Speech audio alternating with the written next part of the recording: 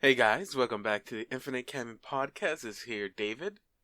So today we have a special episode. I know we've been using special episode a lot, but today is a special episode. Um, I see with school starting back up for us, being college students, and you know what, and also us trying to prepare for some new stuff down in the future. We decided to take a pretty easy day today. And so, today's episode, it'll be me and John going over a certain comic series we started called Curse Quest. Um, we'll go ahead and give y'all all the information y'all need to know on how this series started, where it all began, and who played important roles in making this happen. Um, Again, like I said, we do have a lot of new stuff planned for the upcoming future, and we do mention that towards the end of the episode. So please stay till the end, and you'll get a little bit hint of what what you'll be expecting for the future of Infinite Canvas. So, without any further ado, please enjoy episode 8.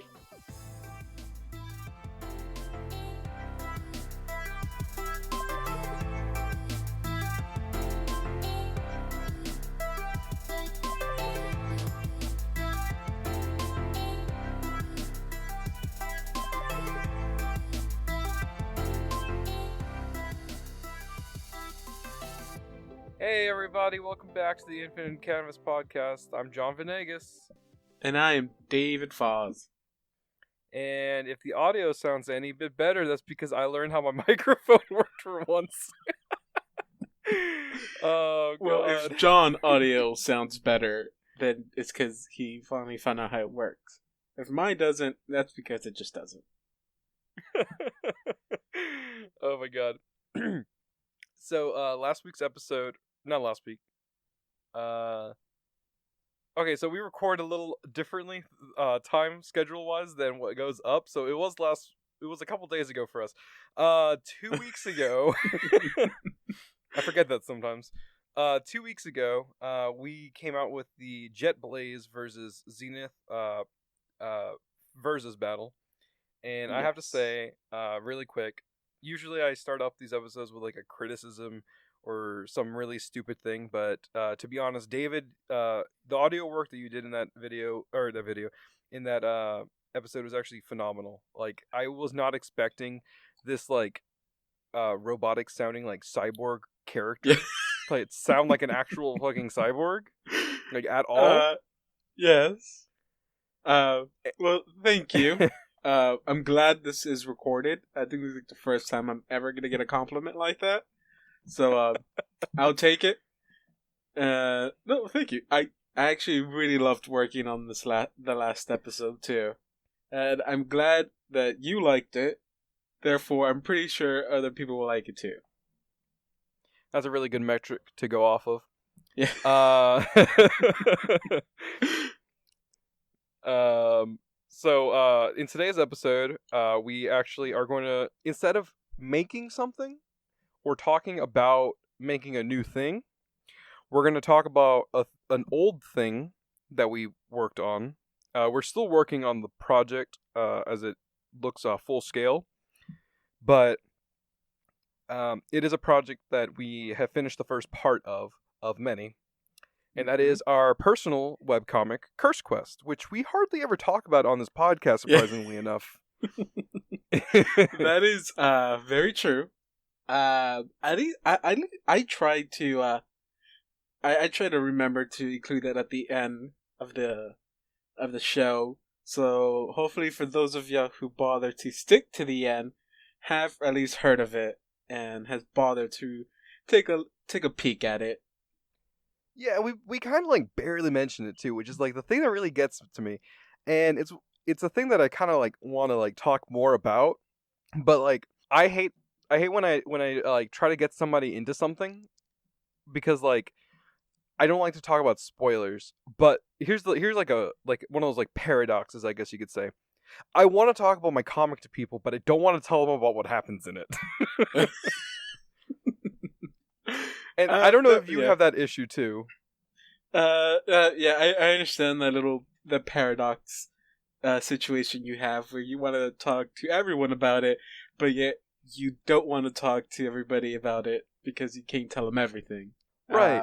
Uh, So really quick rundown, I guess, for what Curse Quest is.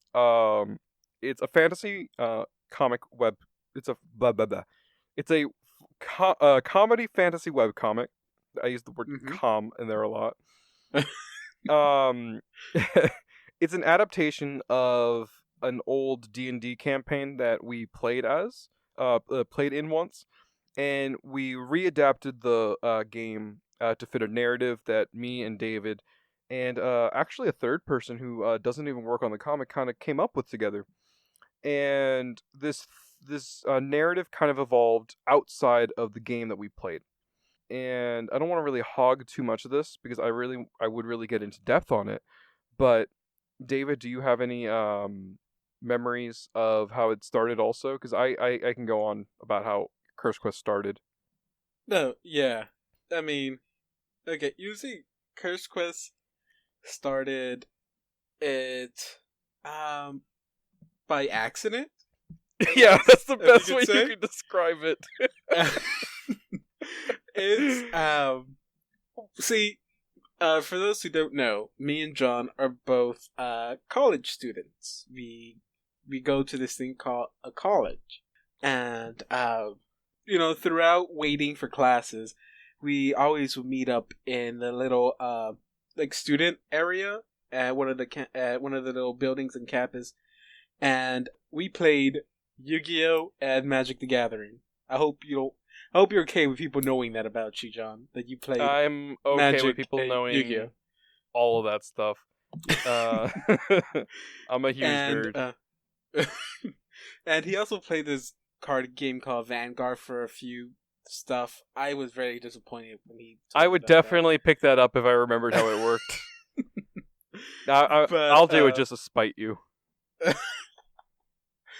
But I think there was a mutual friend of ours. I don't know if it's okay to say his name. Is it okay? Carlos? Yeah, it's fine to say his first name. I don't really remember his last name. It's like it's no. It's not like that at No, all. you're good. I don't know his last name either, so It's I okay. don't remember it. So, but his name was Carlos, and By the way, he Carlos, if you're listening, you're an awesome person.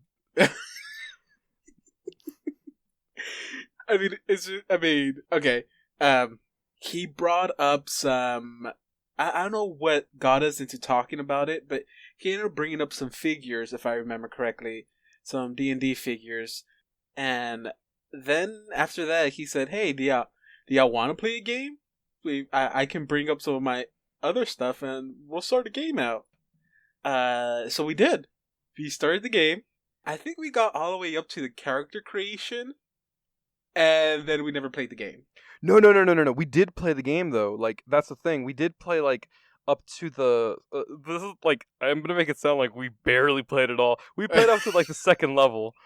We played up to the second level, and we realized that the part of D&D that we liked wasn't the gameplay. Like for me, it wasn't really the gameplay mechanics Mm-hmm. because to me, D&D's gameplay is really, first of all, complicated, and two, honestly, I find it complicated and kind of annoying. But if I mean, it's the same thing as playing. It's just playing a video game and finding out what the It behind the is scenes stuff is. not like playing like it's not like playing a video No, game. no. That's if that no. Going into that mentality, but you stay to D&D for the characters and for the stories, and that's I think why we got into making Curse Quest. Yeah, it was. I think it was how many people was it? It was. Oh, I can tell you It this one. was you, me. You and me, Corey, who is by the way, I'm gonna reveal this. Requiem. That was actually really cool. We had Chris. If Chris is listening to this, hi Chris. We weren't really Nothing friends else to you be want to honest. tell them? No, I didn't get along with him. He was the original Mogarth. Now if you Yeah. now I really quick, I just want to point out when I say original Mogarth, if anybody has ever read our Kobold's Dungeon original comic that didn't by the Mm-hmm. way end, it got rebooted Mogarth's personality changed drastically from the beginning of that story to the new story, and that's because we retooled Mogarth's character and who he was. Because Mogarth Mm-hmm. in the game is, and by the way, spoilers. I'm going to use a word that I know some people don't really like. It's a word that does trigger some people, and I do mean this out of respect. Mogarth's original name was Mogarth the Unrapeable, and that I'm is so what. triggered. No, dude, I do that as a place of respect. Because I don't like to talk about it. It's a subject that I don't like to talk about a lot. And I absolutely hated that idea that was Mogarth's name. And so, Mm-hmm. retooling the character, I decided that I wanted to keep some convention of how his name worked, but remove that word Mm-hmm. entirely. Because his new personality had nothing to do with that, anyways. And Yeah. we ended up just renaming him the Unbreakable because I first of all think that sounds cooler, and two, Mm-hmm. because it sounds like a cool title, just at all, like completely. Very true, but spoiler alert, don't you have him getting his don't you have him getting his skin broken in like a couple of pages ago with the owlbears? That is true. That was actually I wanted people to figure out why. So I don't want to explain why he can still get hurt. Clearly it's in his name. But he still can get injured. Because you physically actually see him get injured, and he does wear bandages in the next chapter. And speaking about the old comic that we originally had, there's also two characters in there that have yet to be introduced in our new comic, which were played by some more friend of ours, the ones friends we actually liked, Phil and Dylan. Dylan, yes, Dylan was he was our ranger. He played Foi of Yes, Gilocassin, and I I mean, love that name. yeah, like the dude in real life was really cool, is really cool, and his this is just gonna be the podcast episode that we're just saying all our friends are cool. But After this, they all suck. yeah, after this, like we hate you guys. I'm just kidding. I'm doing the little heart hands thing, by the way, and that's not a lie. That's I know you can't actually see it, but you're gonna have to take my word for it. Why are you doing a visual thing on an audio podcast, sir? I don't know. But we did also have Phil. Phil is the oh shoot, he wasn't in the original campaign. He was introduced later on. You know, he I was thought. no okay. Oh, wait, hold on. So our first story was the one that the comic was directly based on, in which Mhm. Phil's character wasn't in there yet. Phil's character isn't in until we played the second campaign. That's the one where Mogarth died. Mogarth's Oh. not gonna if Mogarth dies, he's not gonna die the same way he did in this campaign, where we as the players kind of basically killed him or let him die. If I remember that day, he he was being very annoying, and so I think he died from the trap, didn't he? Okay. Before we start just referencing random moments of this, I think it would be beneficial to kind of just like explain what happened. Okay. Since there's only 2 chapters we did, like it for the from the game itself, I think it was super easy to just run down really quick.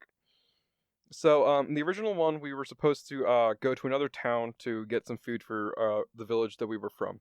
And so, in order to do so, we'd have to go through a dungeon, a kobold's dungeon. And in going through it, we fought a bunch of monsters, like traditional D&D thing. And at the very end, we fought like 6 kobolds, which granted isn't really a lot, but like that was like the end thing for us. We fought all the kobolds and we succeeded in that. So then on our next mission, the second mission, I don't remember the exact reason why we were doing it, but we ended up in a room where there were mushrooms, and one of us did a check on the mushrooms, and we found out they were poisonous. Now, at this Mm-hmm. point in real life, Chris shows up and he wants to join in on the game, and so then he enters the game, and so then we kind of just BS our way in this and say that Mogarth has joined the party from somewhere. And so then Mogarth goes in, he enters the room with the mushrooms. Carlos, the DM, tells him that there are mushrooms in the room. And then he asks him, what does he do? And then Chris looks around at us, assuming that we know what's going on, and we're like, nah, it's cool, you can do whatever you want. And he's like, okay, so Mogarth eats the mushrooms, and he dies, because we knew they were poisonous. And we were super glad that we got rid of Mogarth, because it was Chris, and he was finally gone. Okay. You made us sound like bad guys there. Us or him? Us. Oh, no, we're super bad guys. We let his character eat mushrooms. And I let him do it again. Not in real life, though. I wouldn't wish him anything in any pain in real life. Oh yeah. Okay. So yeah, that was all of us. We started our campaign. I swear I did not think we actually played any games. I do remember playing like a little like one-off games like whenever we were free, but I mean, I always saw them as continuations of the same story. Because like I kept leveling up my character, so I don't think you were supposed to. I didn't really care. I saw it as Waller's always doing the same journey. But yeah, there's that. But I mean, we didn't play that many games with our characters, mostly because we got stuck with the whole backstory part of it and expanding on our character's backstory because we were playing every day, and so we so liked our characters, and so we just wanted to know, hey, why are our characters together? You know, what would make them be together? They were just together out of nowhere. And that's when we started coming up with ideas of how these characters met or why these characters were even together to begin with. Yeah, and it's like, we had to explain things. That was the thing, like, because, like, we actually started taking into consideration the reality that these characters had. And because I wasn't familiar with the Dungeons & Dragons world, and I didn't care to know, we just kind of started making our own stuff up. And things just kind of spiraled out of control. And so it was kind of left to like just me, David, and Corey when it came to character creation. Mostly just me and David, but Corey was still there every once in a while, so we just asked him, hey, does this sound cool for Requiem? And he's like, yeah, that sounds cool. And so we kind of started interweaving this story where the three of them were involved in something bigger than they were. And so that's why in the first, not in the original one, but in the reboot, which I'm just going to call the first one the original, and I'm just gonna refer to this. So the new one is just that one that exists. You know, the main one. Yes. And so, because it is the main one now, you'll notice that it's the three of them traveling first, because that's just how we came up with the story. It's the three of them traveling together, and Mogarth ends up with the group eventually. We find Mogarth eventually. And the reason it was Mogarth first is because even though we did not like the player playing him, we actually really liked the character itself. And so, because even I think you did ask me, it's like, hey, do we want to have any people from any of the original people meet up first, or who do you want them to meet up first? And I think we both pretty much agree that, hey, Mogarth should be the first one. And of course, when we first were going to introduce Mogarth, we were gonna make him completely stupid, which I absolutely just hated. Completely stupid. Yeah, I absolutely hated that. When we first meet him, was still going to be in a tavern like the comic depicted, except he was supposed to have a bunch of quests that he had completed, and that was supposed to catch Juarez's eyes. What you don't see is in the background is that he actually turns him into the fail section. And, yeah, that was supposed to lead into that, hey, Mogarth he's not good in the head. There's something wrong with him. But then, like John said, it wasn't as fun to write for a character like that, and plus, it would just end up being like a Hulk character. Yeah, And that's the we thing don't I want a don't. Hulk character. Especially when people already kind of look at Walrus and think he's a Thor kind of character, and it's like, wow, thank you. I mean, I understand where you're coming from. He has a hammer and he's got he's oh I was about to say something. I said he's a cleric, so like people assume he's connected to the divine, and he's got a beard. And here's the thing: it's not really a spoiler. Have you seen Walrus do any divine magic? Has he healed anyone? We'll be touching up on that in this chapter that we're working on, chapter 2. Well, hey, look, let's go down the list from characters. Because I mean, the characters that have been depicted in the comics weren't actually the original characters. Oh no. No. I don't mind starting off with Avalon. Yeah. But I mean, Avalon's original name was what was it again? Master Trololo? I think it was Master Trololo. And then I suggested you call him Dolan Trollo. Yeah. And then and that was his name for a while. As from what the name suggests, he was a troll character. He was still a wizard. A sorcerer. Oh, wow. You screwed that one up. Wow. Wow. He was a sorcerer. Oh, God. And he was still an elf.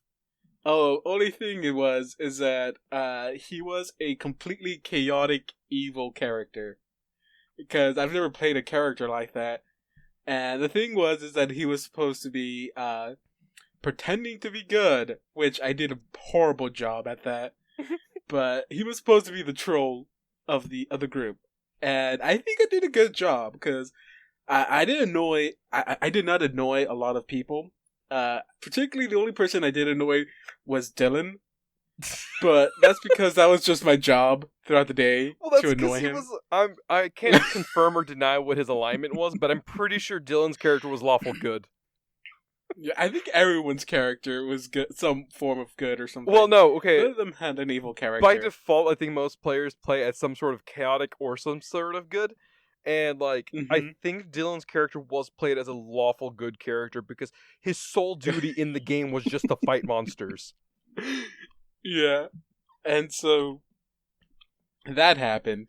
And then, because I did not change his name until we actually had the idea of making the comic. So Avalon had that name for a very long time. And once John came up to me and was like, "Hey, David, I really want to make this into a comic." I was like, "Okay, let's go for it." Other thing was we could not keep the name. And so I decided to change it to Avalon because it's I based it off the city of magic and the tales of Merlin and King Arthur, the city of Avalon. And so that's how he got his name. Yep. And I'm happy I did change it because I did not want to have in a comic book see the words Master Trololo. So yeah, there's that. By the way, and if you're listening to this, I hope to God you've read our comic because first of all, we've already spoiled stuff for you, and two, I hope you guys, now that you've kind of like listened to this, we really hope that you guys have picked up on the fact that there is actually a character in the comics named Dolan Trollo. I forgot about that. Yeah, okay. So Avalon isn't registered. Is obviously not registered in the International Heroes Guild, which is literally what you think it is. It is a guild of heroes from throughout the world. They're the official way of adventuring. You can still adventure, but like if you're part of the guild, you get a lot of bonuses and benefits. So since Avalon clearly isn't in the guild, he kind of like pretends to be someone else, and by a stroke of luck, gives a real person's name that looks exactly like him, with the exception of a mole, which he just poofs illusion onto his face, and he looks exactly like him. And a couple pages later, when the owlbears, the Ulvorn, are attacking, you see some guards just carrying off the man who actually is Dolan Trollo, and he is saying, "Hey, you got the wrong guy. Like, I'm Dolan Trollo." And they're like, "Yeah, sure, shut up or we'll tase you again." Basically something like that. And I was so happy to finally get some, like, closure. It's like, I can finally make a reference to this shitty name. Which, I mean, up until now, no one would have gotten that. Oh my god. But yeah, when I saw that, I did bust out laughing, just remembering the stupid name I gave him. I at least we got to see it in the comic. Now, at least for Requiem, we can't really say much since his creator is not here. Yeah, unfortunately. But, we probably should have found a way to contact Corey about that, to be honest. Like, I probably could have contacted him, but it's all good. So you you can tell about how Warus almost wasn't a human. Oh my god, okay. So, nifty little thing about D&D is that it is a game of imagination and being whatever you want to be. Imagination. Right? The rules of reality are at your whim. Unless you have a hard-ass DM who wants to make sure that you have to do exactly what is in the rules. And you have to do a lot of convincing to change those rules. Just to let you have a little bit of fun. And so, Carlos was a great DM. I'm not going to complain about that specifically. He did, however, have a tendency of following things by the book. And was a little bit more rules-oriented than story-oriented. We kind of supplemented the story in our own heads. And so, as we were creating characters, I saw that I wanted a Warhammer. I wanted a Warhammer so bad because I wanted to imagine just like going in there and just like two-handed like sledgehammering my enemies. And so then, in order to do so, I had to first of all have a Warhammer proficiency, and I also wanted to be a cleric. And so, as a cleric, each of the deities can have a preferred weapon. And so I found a deity that was perfect for me. He had the preferred weapon of the Warhammer, and he was neutral good, just like I was. The only downside is that he was a dwarven god. I don't remember his name. But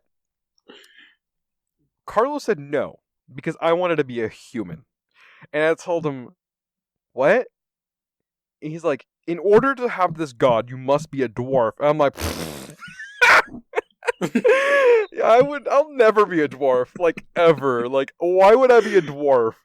Like, I have the option of being whatever I want to be, and I want to be a human cleric.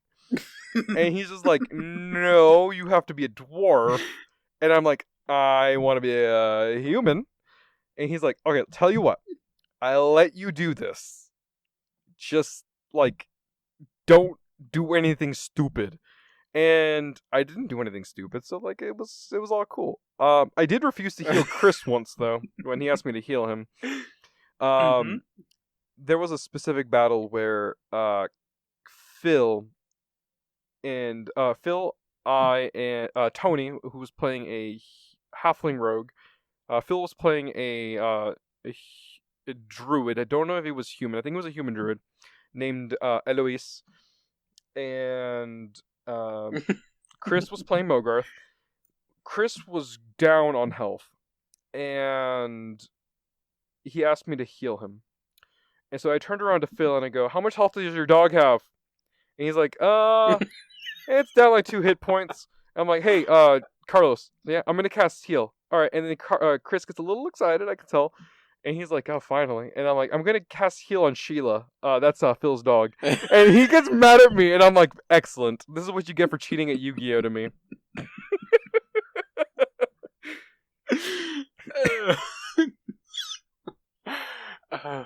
Everything because of a Yu-Gi-Oh game.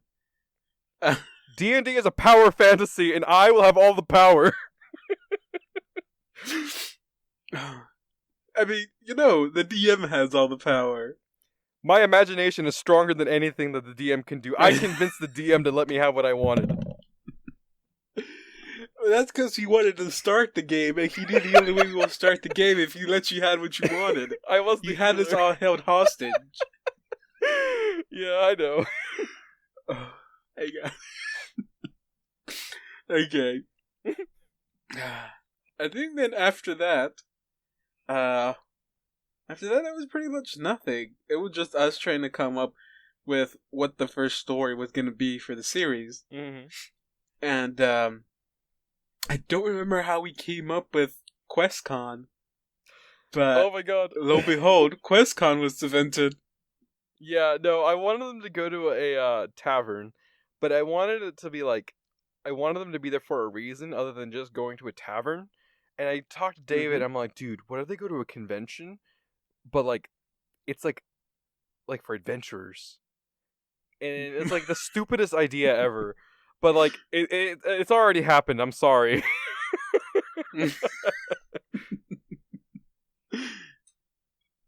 And that is where one of your most favorite quests was invented. Do you remember? Are you talking about the babysit quest? Yeah, the babysitter quest. Oh my god. I don't know why you loved it so much, but dude, no, that's because, oh my god, like, here's the thing. Like, I think the curse quest really is a love letter to, like, all of our friends, to be honest. Because, like, it's just so many references to things that our friends have done. And, like, I know that so many people aren't going to get them, but, like, it's, like, our way of, like, letting people know that the little things that they've done to our lives, like, kind of influence what we do. And the babysit quest was actually something that, if you remember, there was an old friend of ours, his name was Kevin, which, by the way, he is going to actually make an appearance in the comic. He is going to play, without spoilers, a character in the 3rd chapter. David, I don't know if you remember, but we did say that Kevin was going to appear in it. He is going to play, I don't think it's a spoiler, he's going to be playing a shopkeep in the town of... Can I say the town? I don't know if you're cool with me saying the town or not. You go for it. I don't think they're gonna figure it out anyways. Hey, so if you guys are interested in the comic, they're going to be in a town in the 3rd chapter, and the name of the town is Misbah. Now, if you Misbah, M-I-S-B-A-H, M-I-S-B-A-H. Yeah, that said it right. Which is a town that we have been really excited to actually kind of like do a story for. But Kevin is gonna play a character in there. And he influenced that joke because, like, he heard us talking out loud, like, coming up with, like, names for quests that they can go on. And he's like, you know, it'd be funny, what do you guys do, like, a babysit quest? And it's like, what? It's like, I mean, you guys are doing, like, fetch quests and, like, side quests, like, normal quests that you'd have in a D&D campaign. But, like, the babysit quest would be the stupidest thing ever. And I'm just like... Yeah, like, what kind of adventurer would go on that? And it's like, it turned in, it's like one of those, like, inside jokes that's funny to, like, you and a couple people, but you know isn't really that funny. And so then it just became that. Like, it's just a background thing that some people might not notice, and I'm cool with that. I totally forgot about that. But, yeah, that was created. So you can thank him for that. Kevin, if I ever see you, I'm gonna give you $10 for that. Now you're gonna try to avoid him every day. Then. No, of course not. And then, by the way, speaking about Misbah, if I remember, Misbah was gonna be totally different originally. Oh my god! It was just gonna be like a very small town or something like that. And there's going to be like a quick stop by. It was never going to play a major thing in the comic. I do remember, I think it was Misbah. You can correct me if I'm wrong. We had the weird and magical shopkeeper that, and please tell me you remember this. It's the shopkeeper that worked at every store. That was supposed to be Kevin's character, but yes. Yeah, okay. I remember that. Oh, when we first described this character, we could not stop laughing. and it was basically the idea was this character worked at every store in this town, and the way we did it was that we had stopped by the blacksmiths, and we had gone in to get some stuff prepared, and we drop it off, and we're like, oh yes, yeah, I could take care of that in a jiffy. It's like, great. Hey, do you happen to know where's the magic store? Where's the store where they sell all the potions and stuff? It's like, oh, that's right across the street. You can head right down there and get yourself anything you want. And so we walk down to the potion store, and we ring the bell, call the storekeeper, and this same dude, he pops back up, and we're like, wait, weren't you just working at the blacksmith? It's like, yeah. It's like, wait, so who's fixing our equipment? And we turn around, and he had to cast a spell on a hammer to automatically fix our stuff. And we're like, wait, do you work at all the stores? Yes. It's like, oh my god. I love that idea so much. I swear it's gonna be there for real. Like it's still gonna be there. And it was just like fantastic. Like just like knowing that was gonna happen, and it's like the downside of like working on something but having so many other obligations is that you like never find time to finish something, and that's like a little disappointing, but also kind of exciting because you really want to get to the good meaty parts. Yes. Now, I want to admit this really quick. It's been fun working on it, but it's one of those things that you kind of like look back and you see something and you go, that didn't really go the way I wanted it to. And now our first chapter was done completely as us being more amateurish at writing and doing stuff. And I've taken like I'm obviously in college. I've taken so many courses on how to like on art stuff. I've taken classes on writing and stuff like that, and I'm just like, I could have done that so much better. We could have done that so much better. And like if I'm not gonna redo it again because like that would be the third time and I'm done. I'm sorry I can't do it again. But like I wouldn't have like started with like Walrus like saying anything about his memories. I feel like that should have like occurred more organically. It's what it is now, but that's how it works. Also, I feel like we focus too much on him because he's really not the star of the show. He's really not the star of the comic. It's supposed to be an ensemble cast of different characters, but like he's obviously the character that I played in D&D, and like I tend to be kind of like, if you've been paying attention even in this episode or any of our past episodes, I tend to like hog the spotlight a lot, and I don't like that. Like I do it when it happens, but like I regret it.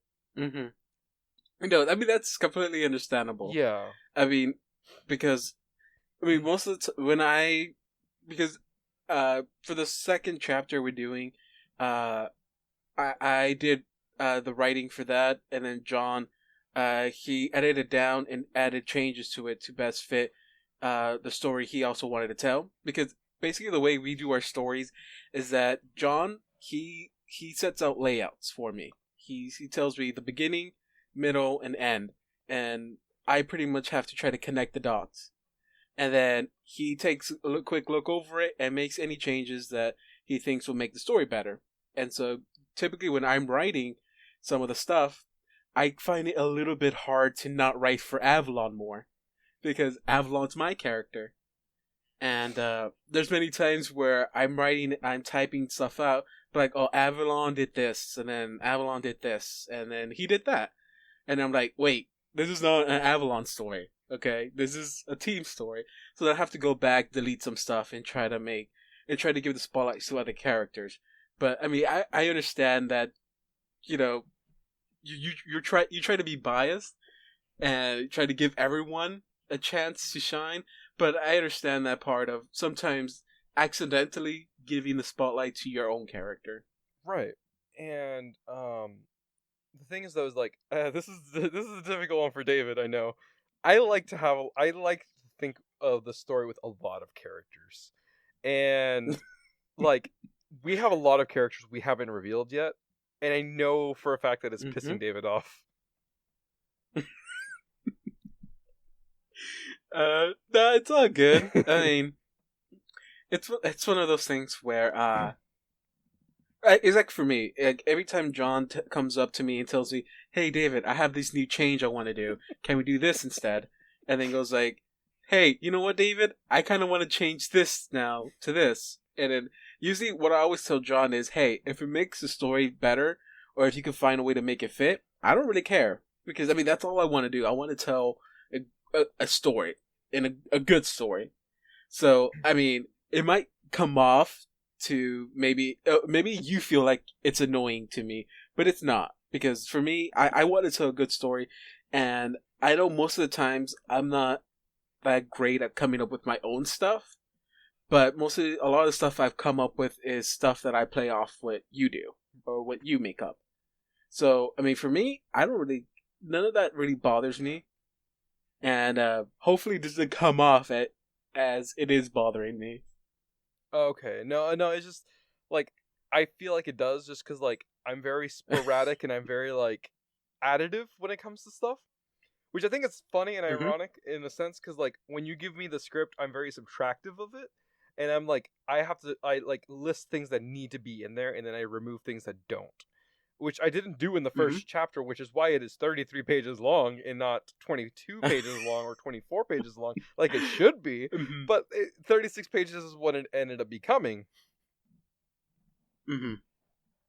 And like today, like I'm not gonna like don't say anything about what happened, but like specifics. But like I came up with this really cool concept because here's the thing for Curse Quest is that we have a beginning, we have a middle, and we have an end already in play, and we're just filling in the gaps as we go. And so earlier today, I told David, look, we have some stuff that's coming up in a couple chapters that are going to like introduce elements that are going to happen later on. And then right after that, I go, oh, also by the way, I have some stuff that's going to connect our penultimate part of our story with the finale. And it's like, Hmm. it kind of just popped up in my head one day as I was like reading about spirituality and stuff, and I'm like, this is perfect for like what we're doing because like it really connects with like cleric stuff and like like spirituality and religion and stuff, and I thought this would be perfect for this. Hmm. And I think that I kind of want to ask you a question actually, and that's Yes, sir. what are any like downsides you might have had, because we've been talking about our positive experiences, like what are some like negative uh things or like things that you kind of regret or like things that you want to get rid of in like not get rid of but like kind of wish weren't there in Curse Quest, if you have any. Like if you don't, Hmm. I understand too, because it's a story of like what we've made essentially. Ah. To, to tell you the truth, as of right now, I don't think I've had anything that was really a bother to me. Um, Except that it updates no. so slow. But no, I mean that's That's a the very thing is that valid stuff like thing. that, stuff like that doesn't bother me like as much as probably it should bother me. Hmm. But it doesn't because I understand that you know art isn't something that's done quickly, especially if you want it to be good. Hmm.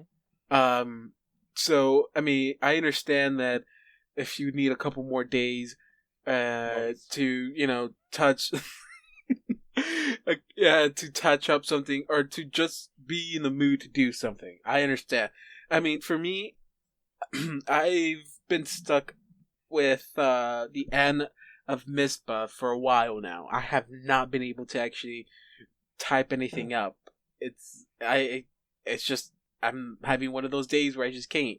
So I mean I completely understand. So the time wise that's never really right that's never really bothered me at all. But and story wise there's also really nothing that we've done or changed that has really got under my skin or nothing like that.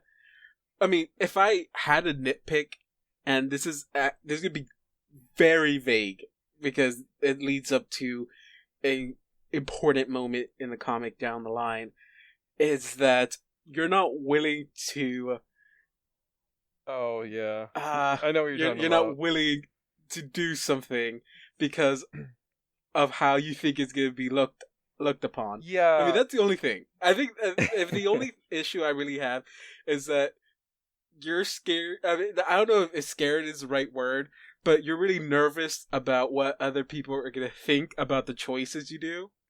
y- And I'm not like that. I can care. For me, I can care less if I do something and it might be looked upon to be like, oh, ooh, you shouldn't have done that. That's kind of racy or something. And it goes like, what? For me, I don't see that, and that's something that doesn't bother me. But it does prevent you from willing to do stuff, and I guess overall that's the only thing that would bother me. okay. No, it's a valid argument, and I think, and I know that some people are listening to this and like, what are they talking about? What's going on? I'm We'll trying to be completely as vague as I yeah. So can, I not understand. telling. I understand. But I understand. Like, I'm not going to go into detail, but like, yeah, it's I understand completely what you're talking about, and it's something that I struggle with because like in my heart I know that I want to do something like this, but also like my hmm consciousness is like that is a very like wrong thing to do when it comes to it because like it belittles certain groups of people, and I'm just like I want to avoid that as much as possible, but also it's just like a coincidence really that these characters end up the way that they are sometimes when we design them because hmm um sometimes I've heard people like ask around about how to make a diverse character, and it's like you don't tokenize them, you just make what you think works.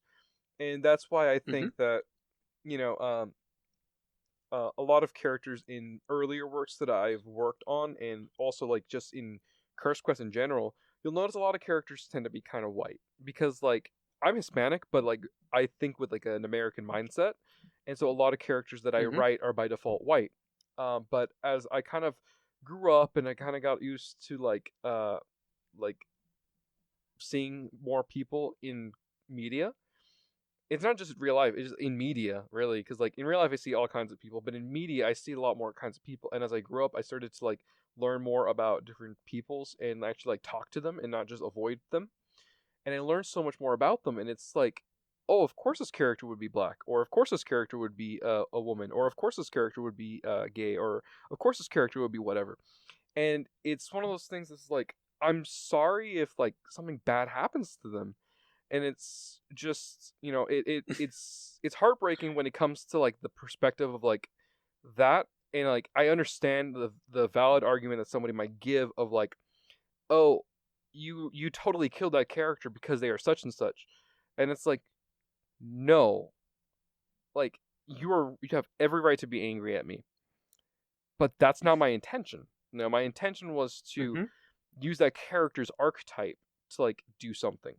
And so like I understand completely at this point like what's gonna happen, like the backlash for what might happen, and like I'm kind of willing to accept it, but I'm also already kind of like wrenching, like inside, because I know that it's what you want, and it's like I'm not gonna stop it from happening, or I might just like murder you, one or the other. Well, thank you for confessing it on the podcast. What, that I'm gonna murder you? Yes. Oh yeah. Well, if David's body has ever showed up dead, like even if it looks like it's been like, completely mutilated, or if it just like died of a heart attack, like you just assume it was me.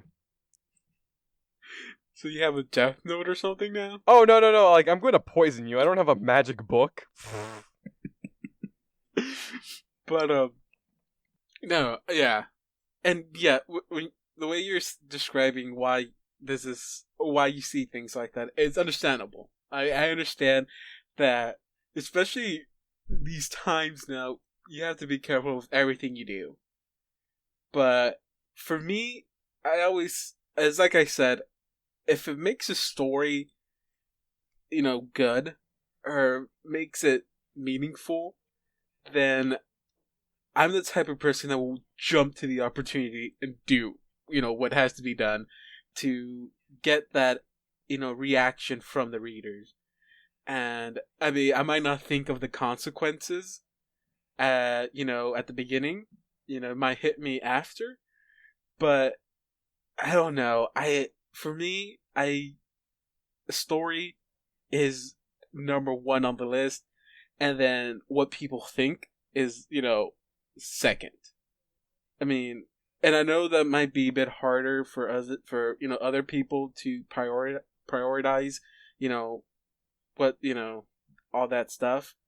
I at least I do understand where you come from. Yeah. Do you have like I'm not trying to like change the subject or like anything. I'm just trying to like keep the narrative flow going, the conversation going, and like trying to keep under like our usual time. Uh Wait, there was we forgot to talk about oh, one something. what's up? I mean like we don't have to stop until we think we're done. Oh no, I totally forgot until right now. We forgot to talk about one of the most important characters in our comic. Is it Owl Hunter? Because I wanted to talk about him. It's Owl Hunter. Yes! There. Owl Hunter. I was actually about to mention him. I was going to ask you who's your favorite non-main character, and I was going to just yell and interrupt you with Owl Hunter.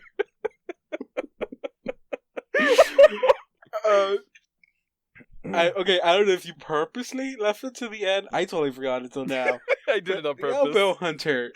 We did not say how this guy came into creation. Oh yeah. Also, how he came into still being alive.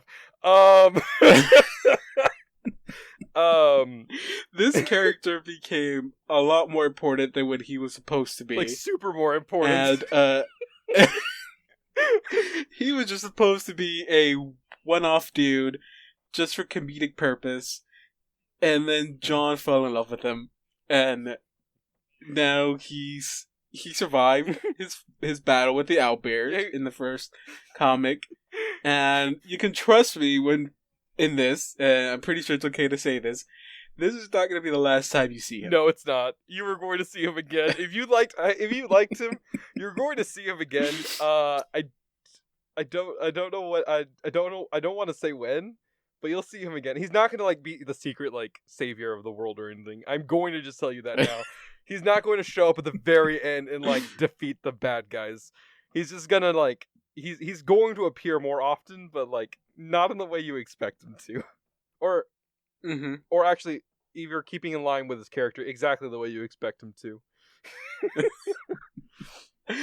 But no, yeah.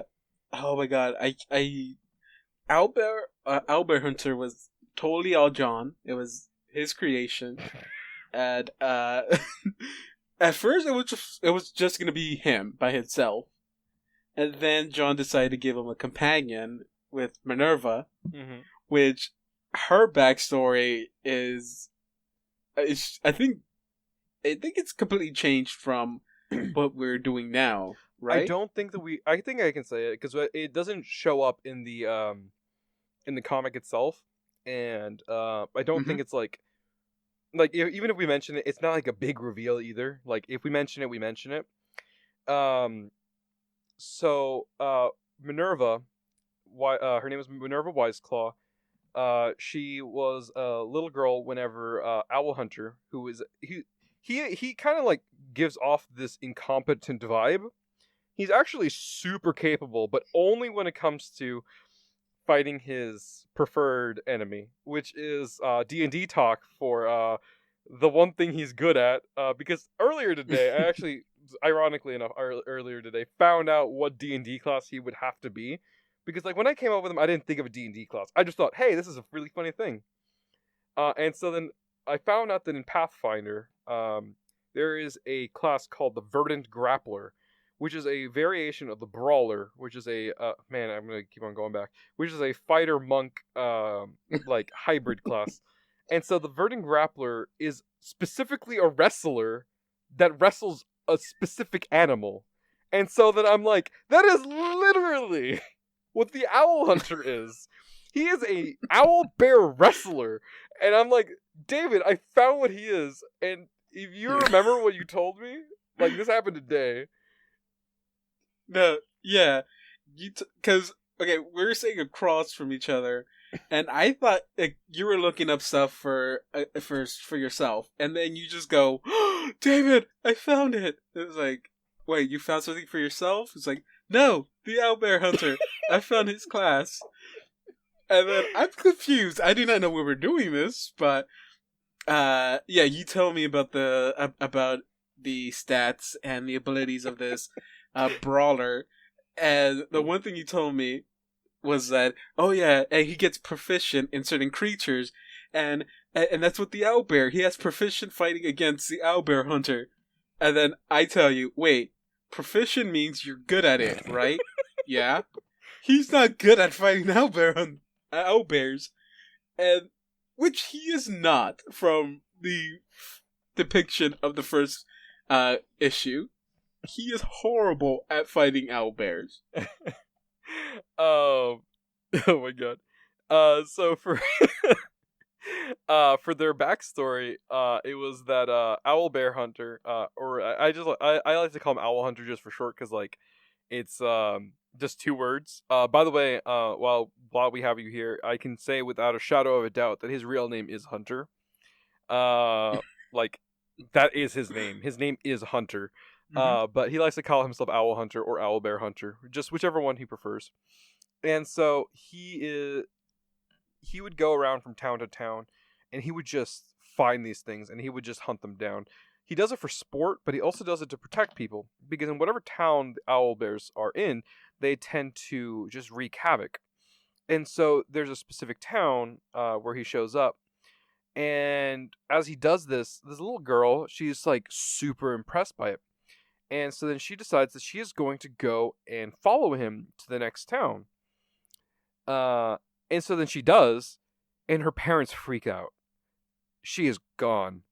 And so next town over, by the way, in Curse Quest, we do have these things called scry phones. And scry phones are basically just like fantasy iPhones. They're mirrors. They are specifically mirrors or crystals that have runes on them that allow you to contact other people with other stones or mirrors that have runes on them.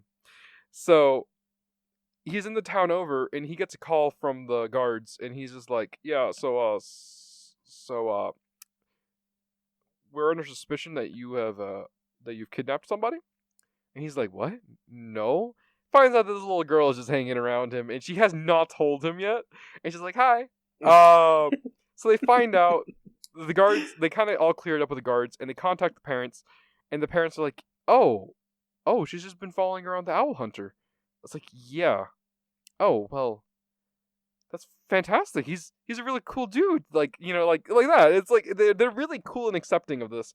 Because, like, to their knowledge, he's a super hyper competent battler. And so, when I say little girl, I mean she's like a preteen. She's not like a child. And so then, she's like really, really really excited for this. She's already kind of like started doing her own ranger training, and so then she's already kind of learned how to do has already learned how to fight to an extent. And so then the owlbear hunter kind of like teaches her a few new moves and stuff, and kind of like when I say moves, I don't mean like physical moves. She's not trained in combat. She's trained in long range stuff. And so, self-trained, by the way. And she kind of learns more about how owl bears work, their anatomy, and because she's a smart cookie, she kind of figures out how like that works with actual owls and with bears. And she reads up on stuff. She kind of like figures out how most animals work. She's basically a beast hunter, which is a ranger archetype with a multi-class in like I think it's arcanist, I would say, because she does tip her arrows with different forms of energy. We've only seen her do psychic energy at this point, but she does do, or I say psychic, it was purple. It's a type of like acid energy is what it was. Which I didn't make clear, by the way. But it was a type of acid energy, and that's just the kind of like character that I kind of saw her as. Yeah, those two have become one of the most loved characters we've created, right behind our own personal characters. Right? Like, we like them more than the main characters. Oh, God. Which, by the way, And I'm then- super disappointed we don't get to Mhm. see more of the bad guys that have shown up, which we didn't have. We Mhm. don't have a name for like their group, but like, granted, we don't have Mhm. a name for like the main group anyways. But oh, by the way, I hated it when I found Let's steal from another podcast to call them the what did they call them? The Tres Horny Amigos. Oh my God, are you talking? Okay, the Adventure Zone, the Trace Horny Boys. No, Yeah, there it goes. we're not gonna do that. But while you've already brought that up, I do want to mention something that has always bothered me about not getting stuff done quicker, and it's I'm fairly certain I have a variation or actually have imposter syndrome, where I have a fear of like believing that I've copied somebody else, or like I have a fear that somebody might think that I've copied something. And the thing that pissed me off, but also kind of like I liked about the Adventure Zone, is that a lot of the things that happen in it kind of feel like things that were going to happen in Curse Quest. And that kind of pissed me off. But then I kind of thought about it for a while, and I realized they're both based on the same thing. They're both based on D&D.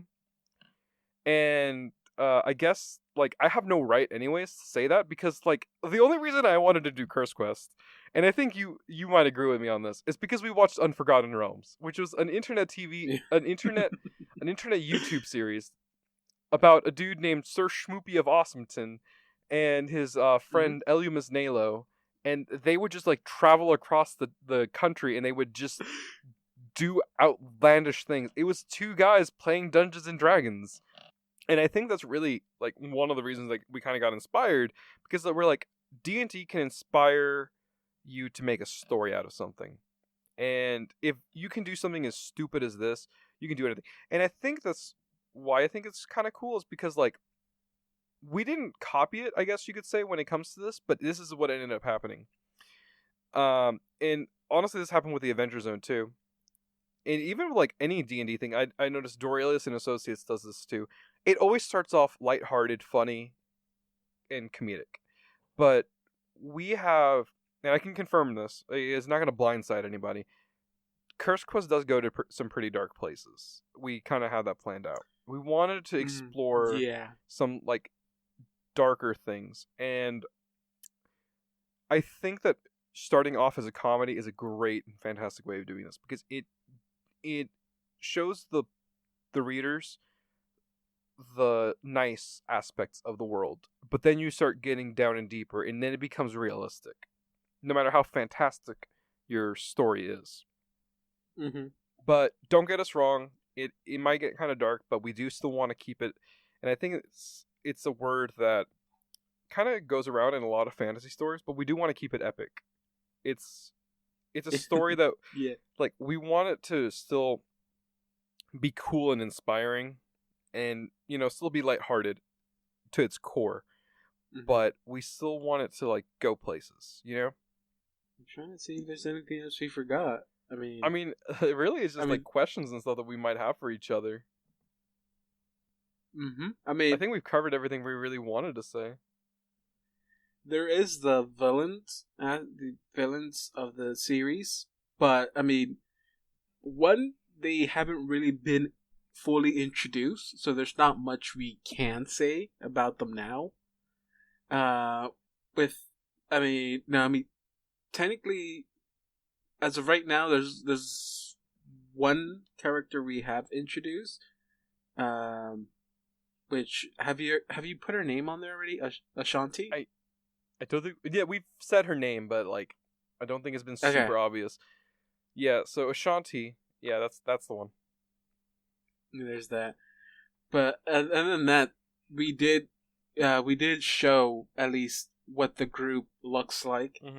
So hopefully down the line we can do this again, and we can share a bit more about those characters once they get a bit more fleshed out. Oh yes, definitely. One thing about them, the villains, is that we've used Imperius as name, so it's really obvious they work for a dude named Imperius, and so it's I think it's kind of disappointing a little bit knowing this, but also kind of like I'm okay with it. Also, like I said earlier, it was one of those things that I avoid shitty trope. I want to avoid shitty tropes, but it inevitably happens sometimes. And now I have to work around it because I'm not going to go back and edit things around again. And it's that the main characters are dudes and the main bad guys are chicks, and it's like, ooh, I turned this into like a dude versus chick kind of like thing, and like I don't dig that too much, but like it happened. I'm sorry. No, I do remember you telling me that. I did. For me, I didn't see that. I did not. I mean, yes, there is an all girl team and an all guy team, but I didn't see that like as a girls versus boys. I saw that more as a team of idiots versus a badass team. That's the point. Which were the girls, and that's how I saw it. And I mean, I still see it like that because I mean, to tell you the truth, the female team is a lot cooler than Avalon and Boris and Requiem. Like, I mean, they're complete badass. They are. Like, we haven't really shown you what they can do, but like, just the like, it's not. I don't think it reveals like what they do, but their archetypes are supposed to be like the polar opposites of like the character that. Like, the reason that there's 4 of them, anyways, is because the original team of dudes is 4, and like, here's the thing: I came up with the villains, and so then I told David I want a team of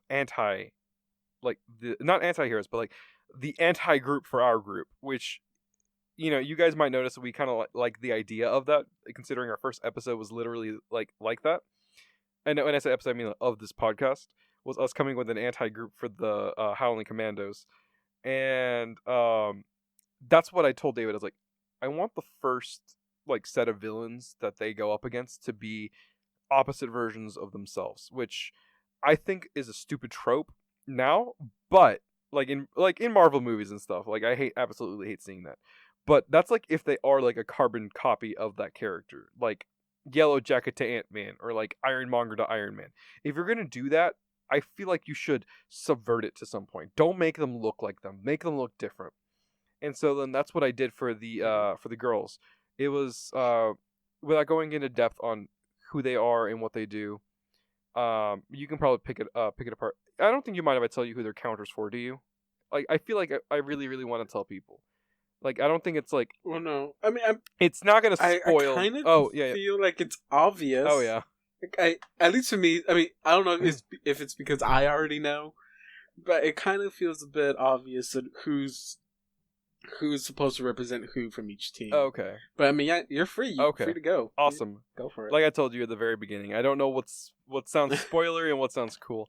So, right off the bat, Mordriel is the angel that has 1 black wing and 1 missing wing. She is meant to be the counter for Avalon. And as you can kind of tell from the way they appear, I kind of wanted to keep the black hair and kind of long face thing going on for both of them. They both have like, this is design wise, they have the same like long kind of nose also. We have Rosemary. Rosemary is the counter for Walrus. That one's not as obvious, but she is kind of hasn't been shown, but she's supposed to be kind of scrappy. Clarice is the bear. Some of you might have noticed that she is an actual bear. She is a druid, but she is also the counter for Mogarth. That one I think is the most obvious, considering they are both like the bigger characters. But like I said, not just because like the counters aren't just like the physical opposites. They are like they counter some aspect of the character that they themselves do not have. We're like Mogarth's thing is that he is big and strong, whereas Clarice is actually big and strong, but with the added bonus that she is a druid, which makes her infinitely more powerful than him. And then we have Ashanti, who is supposed to be like not exactly a counter, but a counterpart for Requiem. In that Requiem is a bard, and his specialty is music. And I kind of saw Ashanti as being like, more of like an actress, like a performer. And so then I really thought of the idea. This is the basis for her. I thought, it'd be really cool. What if we had a character who had masks, and like she interchanged the masks, and when she changes masks, she changes like the animal that she can like see and control, see through and control.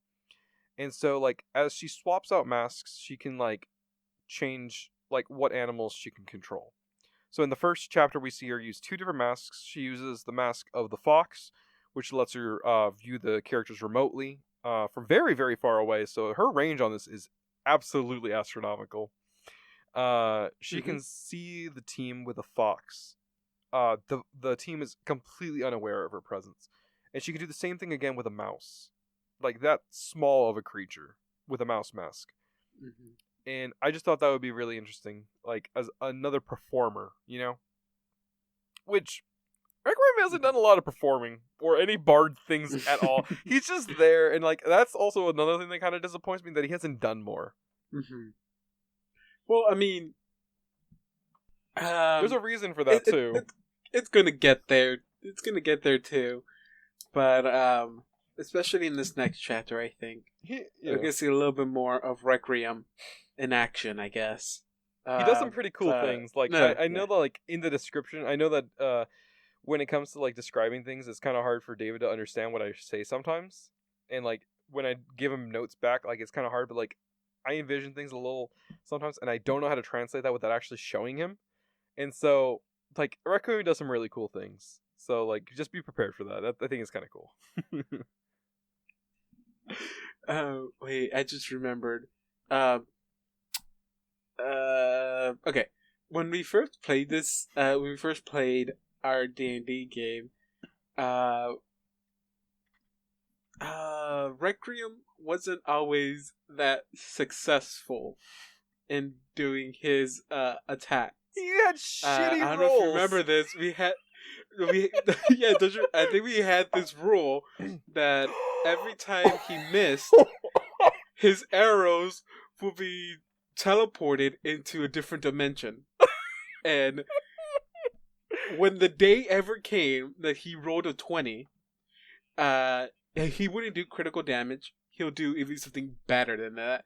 And that is every arrow he's missed with will magically appear in this world at this time and hit the enemy, dealing him damage for every single arrow he missed. And that was the most amazing thing we did. That's how bad the rows were whenever he was trying to do attacks with his was it the crossbow? It was a crossbow. He uses the crossbow in the original chapter also. But oh my god, I thought that was so funny. I just wanted to bring that up. Yeah. That's why you haven't seen him do anything, because he sucks with the crossbow. Also, I don't think you've noticed this, but he hasn't actually done anything. He's in the first chapter. I think I can tell this. I don't mind at all telling people. In the first chapter, he doesn't know what to do when the owlbear attacks, and he kind of runs away. And he asks Walrus, "What do I do? How can I help you stop the monster?" Without actually doing anything.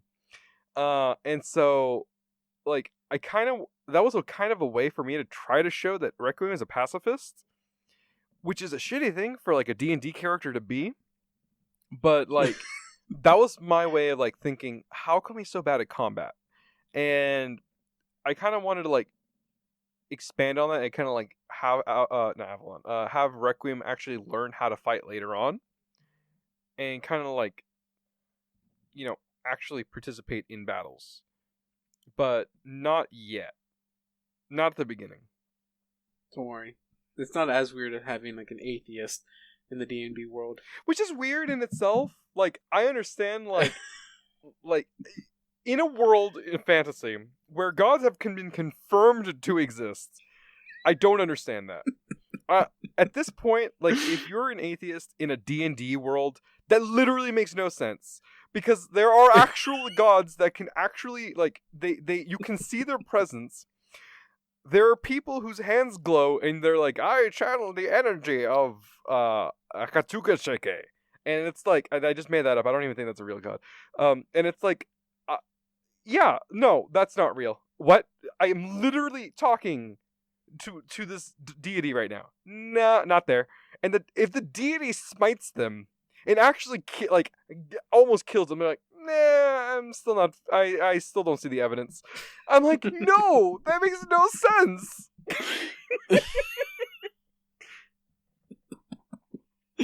Oh god. It's all good at the end. I mean, it is mind-boggling, but Oh my god. oh my god. Um, But I mean, I think that's pretty much all we feel comfortable saying about what's currently going on with Curse Quest. that is true. Unless there's anything else you have. Not new stuff now. Old stuff. I don't really think there's much more we can really say. Other than I already mentioned all. Oh, by the way, this is. I think this will be the last thing. People have asked me before when I showed Captain Walrus to them. The first thing they asked me is, why isn't he a walrus? And then immediately after that, after I told them why, they asked me, then why doesn't he have a walrus mustache? And I will confirm this right now. When he was younger, he had a walrus mustache. I am telling you this right now. Walrus canonically used to have a walrus mustache.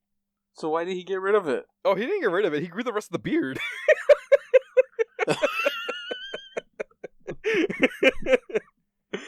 Oh god. I don't think this one's a spoiler either, but there is also a character named Narwhal. He's he's literally not related to Walrus, but he is related to his story. I don't think that's really a spoiler, to be honest. That's just the backstory thing. It's not like an important forgotten memory thing. We do realize that he does have some forgotten memories, but like if we ever see that name pop up, it might remind him of stuff. It might not. I don't know. Be on the lookout for that name now, I guess. I don't really think we have anything planned for him soon, so like I don't really. I realize now that I think out loud that whispering in the mic doesn't make it so they can't hear me.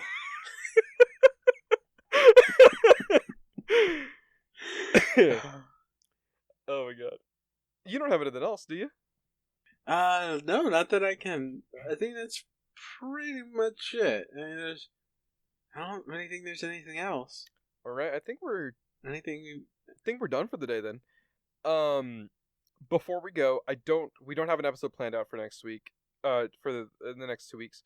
And so we'll kind of like let y'all know at the bumper at the end, whatever that is, whenever we record that. But I do actually want to announce something really cool that we're going to be doing over the summer, and that is that we have found some extra people, like we promised that we said we might do, to do 2 campaigns over the summer. We're going to be doing 2 different stories. I think it's okay to kind of tell you guys the premises, so that it won't be like, so you guys can kind of like anticipate it and expect it. And we're gonna keep reminding you out throughout new episodes. We might start reminding you at the beginning, also, by the way, to kind of like just in case they stray off. What are you talking about, Yeah, John? it happens sometimes. What? I'm not talking about. No. What is this new thing we're doing? What have you not told me? Oh, you know about this because we weren't even talking about this. What? Wait, what? We Are you starting something else, No. John? Are you leaving me by myself? No, we're adding more people. You're still going to be one of the co-hosts. And that's what I wanted to bring up. It's that starting up in the summer, and for right now it's only the summer. We're going to go back to doing our old stuff afterwards. It's to kind of give us a little bit of time off and also to have stuff ready. I'm going to be starting a masks campaign. And it's going to be... I've planned it to be 6 episodes, but we'll see how long it actually goes. It's a superhero story that I've always kind of wanted to tell, but like never got a chance to tell. I've always wanted to tell it as a comic, but I at some point I kind of just realized that it was just the villains that I really, really wanted to see and stuff, and like the monsters and stuff that I kind of wanted to show. And I realized it would be so much more fun to have other people play the heroes and see how they like work in this world. And this is a superhero world that I have been working on for so long, and I really want to start seeing it more. And I think what makes it unique is that it's not in New York City.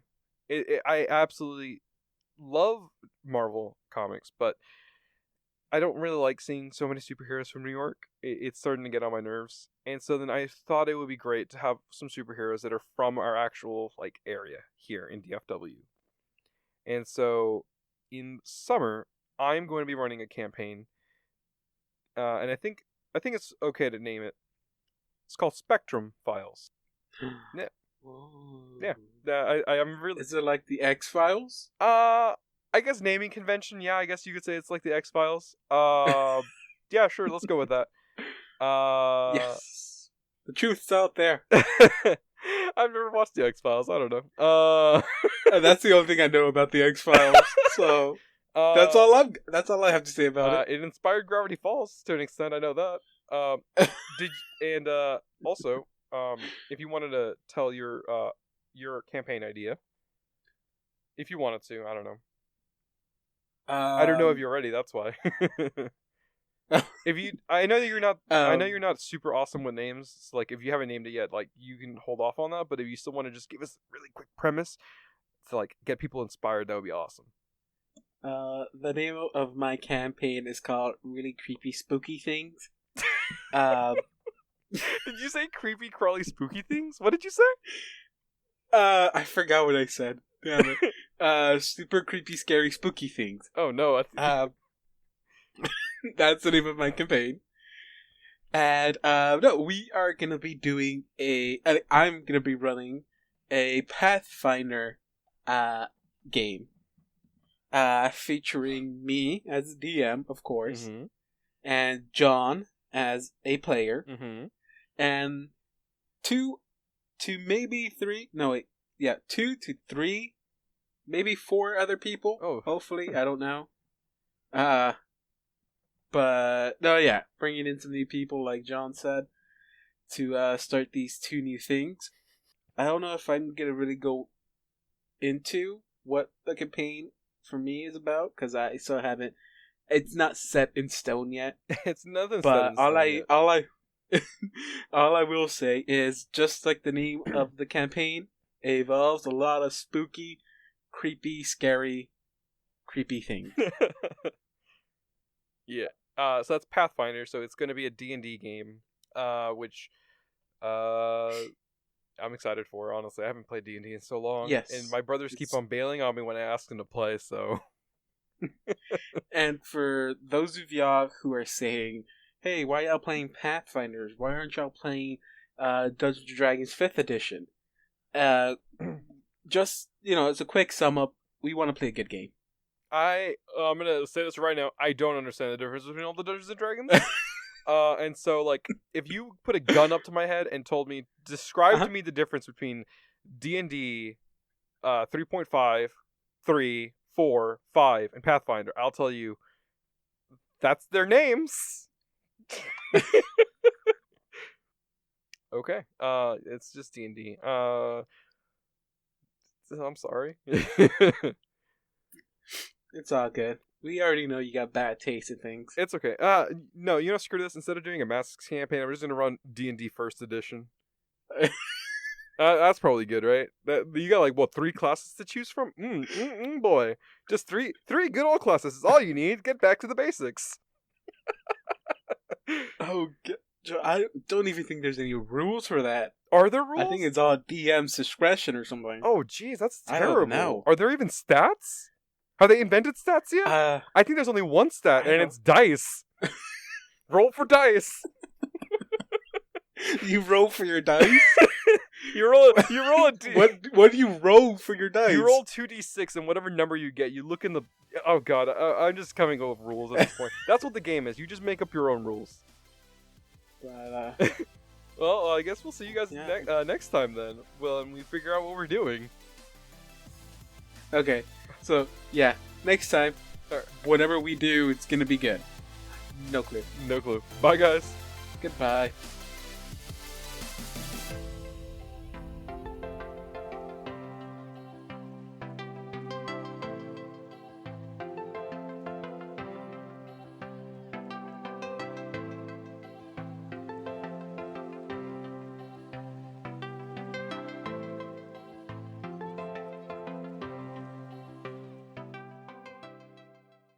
Hey guys, this is David again. Thank you for sticking to the end of the episode. Before I go into what we're going to do next episode, I'm going to do a little bit of house cleaning. Now, if you want to follow our show or our personal accounts, you can do so on Twitter. You can follow me on Twitter at @cc_Foz. And you can follow John at JohnnyVE3. And you can follow the show at @CanvasCast. Now, since today's episode was a bit special and we were talking about our webcomic series, for those of you who have not read it yet or don't know about it, you can actually go read our web series on our personal website, Sci-Star.net. And you can follow the web series on Twitter as well at Sci-Star Comics. By following us there, you'll always know when we update our comics, so you can give that a read. So, thank you again for listening to the show. Also, if you don't listen to us on iTunes, I really do recommend you head down there, give us a subscribe there, and also while you're there, leave us some comments and ratings. We really would appreciate to know what y'all guys think of the show, and also how we can make the show better. So, announcement time. Next episode. Me and John have decided to go back to an oldie, and same thing we did for Mall Cop on our second episode. We are going to do that again, but with another movie that we both have not seen as well. And that movie is Pixel. So, me and John are going to try to see what we can do with Pixel to make it better, I guess you can say.